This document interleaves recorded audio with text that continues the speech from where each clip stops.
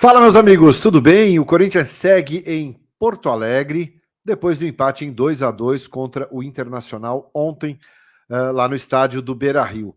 Segundo informações do clube, 2 treinamentos ainda serão feitos antes da viagem para a Argentina.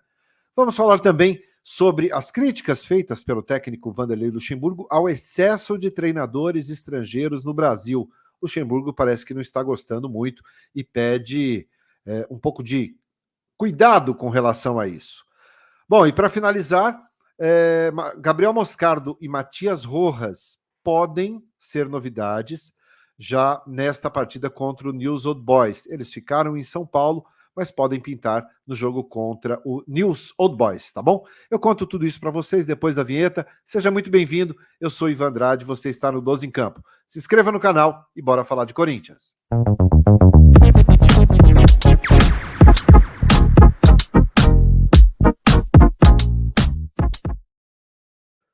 Muito bem, indo direto ao assunto aqui no 12 em Campo, a delegação do Corinthians segue em Porto Alegre depois do empate em 2-2 contra o Internacional, um empate com gostinho de derrota, um empate que deixou a grande maioria dos torcedores na bronca, principalmente pelas circunstâncias em que o empate ocorreu.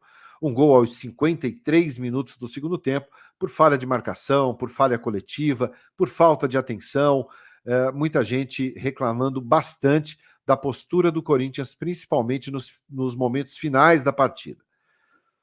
Bom, o Corinthians segue em Porto Alegre, não volta para São Paulo. O Corinthians faz um treino hoje ainda em Porto Alegre, faz outro treino amanhã pela manhã, segundo informações do clube, trabalha em Porto Alegre e na parte da tarde, na segunda-feira à tarde, viaja para a Argentina, já pensando no jogo contra o News Old Boys, jogo de volta. O Corinthians tem a vantagem, venceu na Neoquímica Arena por 2-1, portanto joga pelo empate para buscar a vaga e avançar às quartas de final da Copa Sul-Americana. Claro, precisa ser mais inteligente, isso é fato. Para buscar uma classificação, mesmo com o regulamento, mesmo com o resultado sendo favorável, tem que ter mais atenção do que teve ontem contra o Internacional. Você não pode tomar gols nos acréscimos por pura falta de atenção, falta de estar ligado no jogo e talvez levar um pouquinho mais a sério a coisa. Né? Teve o acréscimo de 9 minutos no jogo, isso é questionável, você pode achar que foi muito, que foi pouco, que foi ok, mas a questão é a circunstância do gol, né? Com falhas individuais e falhas realmente que foram visíveis aí a todos nós. O Corinthians segue essa preparação. Vamos lá. O que pode ter de novidade? E é aí que eu vou falar para vocês. O que pode ter de novidade? Não está descartada a possibilidade do Gabriel Moscardo e do Matias Rojas viajarem para Porto Alegre ou até mesmo direto para a Argentina. Eles ficaram em São Paulo com o Bruno Maziotti. O Gabriel Moscardo fazendo a recuperação física da cirurgia, né? Teve aquela cirurgia não programada de apêndice, já está fora aí alguns dias, mas é um processo mais físico agora, é uma recuperação física e existe sim uma possibilidade, não está confirmado isso ainda. A mesma coisa o Matias Rojas, que completou neste sábado 15 dias sem atuar pelo Corinthians e sem ter uma atualização do quadro. Ele que sofreu um trauma no pé e um entorse, né, no tornozelo esquerdo. O clube não atualizou absolutamente nada, mas existe, segundo informações aí, a possibilidade do Rojas também já estar nesse processo final e, de repente, também ser integrado à delegação. E aí, quem sabe, talvez não para começar um jogo contra o News Old Boys, mas ficando como opção para um segundo tempo. É importante que tanto o Rojas como o Gabriel Moscardo ganhem minutos antes do jogo contra o São Paulo no dia 16.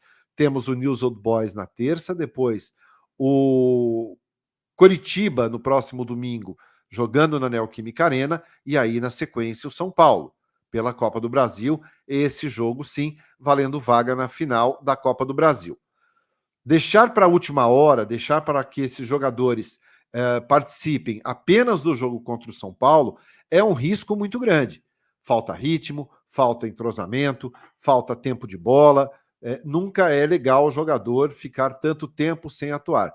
Então, era importante, e é importante, caso eles realmente viajem, e caso essa informação seja confirmada, e encontrem com o restante da delegação, seja em Porto Alegre ou seja diretamente lá na Argentina, para que eles ganhem alguns minutos em campo e já comecem aí a ter um contato maior com o jogo. Isso sim é que é importante, porque caso contrário, será mais uma semana depois desse jogo, praticamente uma semana, né? O próximo jogo contra o Coritiba pelo Campeonato Brasileiro é domingo. Então é muito tempo parado. O Rojas iria aí para 21 dias sem atuar. E entrar numa decisão sem ritmo também é preocupante. Bom, a gente vai ter que aguardar se o Corinthians vai confirmar esta informação ou não. O fato é que fica aí uma esperança, uma pequena possibilidade de que isso aconteça. E claro que, ao meu ver, se acontecer, será muito bom para o clube. O time precisa de reforços, assim como o Lucas Veríssimo também.